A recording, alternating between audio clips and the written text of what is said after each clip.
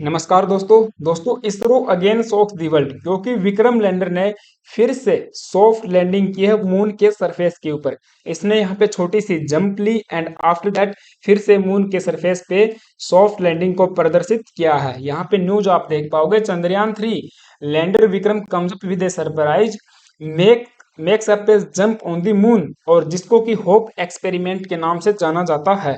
1967 के अंदर केवल नासा के द्वारा ही ये वाला कारनामा किया गया था, बट अब इसरो सेकंड स्पेस एजेंसी बना है जिसने कि मून के सरफेस पे सॉफ्ट लैंडिंग को अगेन परफॉर्म किया है। यहाँ पे इसरो का ट्वीट आप देख पाओगे, Vikram soft landed on moon again and it exceeded it's mission objective, it successfully underwent a hope experiment. तो हमारे लिए इतनी ज्यादा सिग्निफिकेंट इसका क्यों है? 1967 में जब ये किया गया तो उससे क्या रिजल्ट निकला, और इस वाले मिशन से क्या रिजल्ट निकल सकता है, क्या अचीवमेंट हम हासिल कर सकते हैं भविष्य में, आज के सेशन में हम लोग डिटेल से चर्चा करेंगे।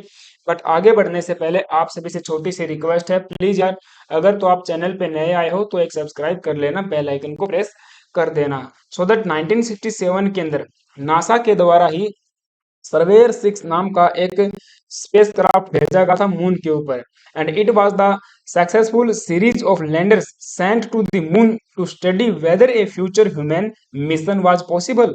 तो ये पॉसिबल हो पाया था फिर 1969 के अंदर। आपको पता है 21 जुलाई 1969 को Buzz Aldrin and Neil Armstrong moon के ऊपर गए थे, वो पहले व्यक्ति बने थे, फिर वापस से वे धरती के ऊपर भी आए थे। तो 7 नवंबर को ये मिशन भेजा गया था सर्वेयर ऑफ नामक स्पेसक्राफ्ट से, एंड आफ्टर दैट 17 नवंबर की ये न्यूज आप देख पाओगे, surveyor 6 was commanded to fire its 3 main liquid propellant thrusters for 2.5 seconds. As a result, the lander became the first spacecraft to launched from a lunar surface.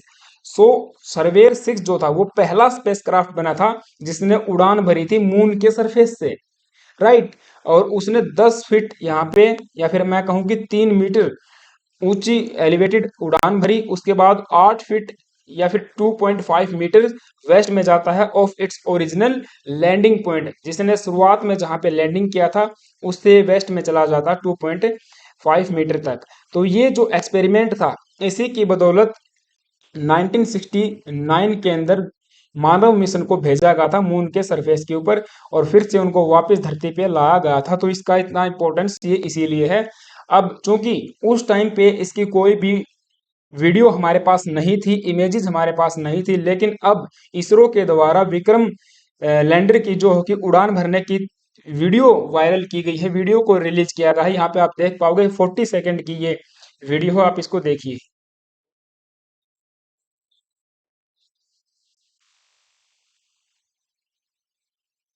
3 सितंबर को ये कारनामा किया गया है, सो दैट आप यहाँ पे देख पा रहे होगे डस्ट पार्टिकल्स हवा में उड़ रही हैं, राइट।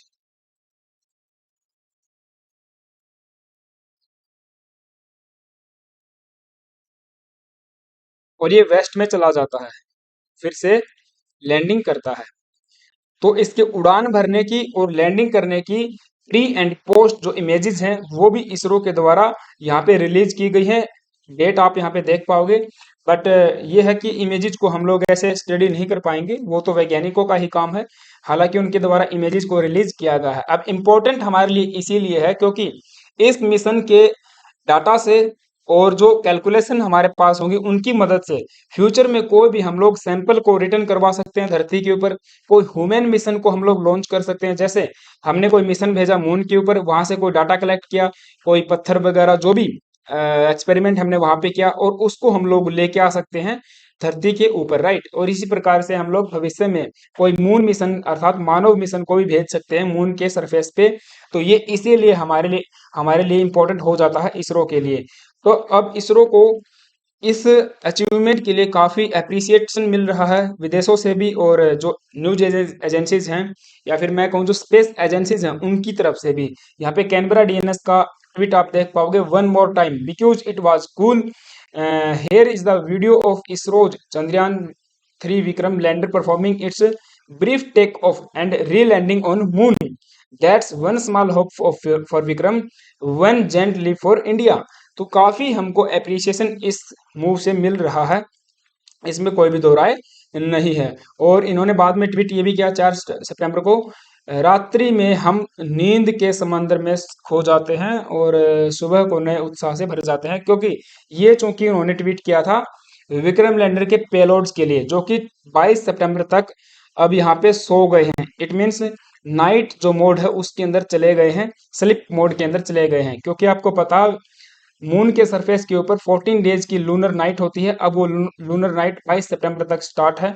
यहाँ पर -280 से भी ज़्यादा टेम्परेचर डाउनफॉल कर जाता डाउन चला जाता है, जिसकी वजह से हम कह सकते हैं जो हमारे पेलोड्स हैं विक्रम एंड प्रज्ञान, उनके जो इलेक्ट्रॉन वगैरह जो पार्टिकल्स हैं वे भी स्लिप मोड में चले जाते हैं।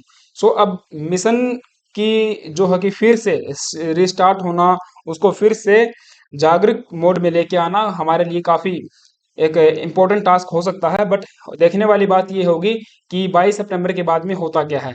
हम आशा कर सकते हैं कि फिर से हमारे जो विक्रम लैंडर है और जो प्रज्ञान रोवर है वो चालू हो जाए, राइट। हालांकि ये भी एक बहुत बड़ी हमारे लिए सक्सेसफुल होगी, सफलता होगी कि हमारा जो मटेरियल जो हमने बनाया है, जो यूज किया है, वो इतना ज्यादा तगड़ा है कि फिर से वो काम करने लग गया है, राइट। अब तब तक हमारी निगाह रहेगी आदित्य L1 के ऊपर, जो कि 4 महीने का मिशन है। अब ये भी अपनी दिशा की तरफ जा रहा है। जो सेकंड मैन्यूवर है उसको भी आज कंप्लीट कर लिया गया है, राइट। तो ये चीज है।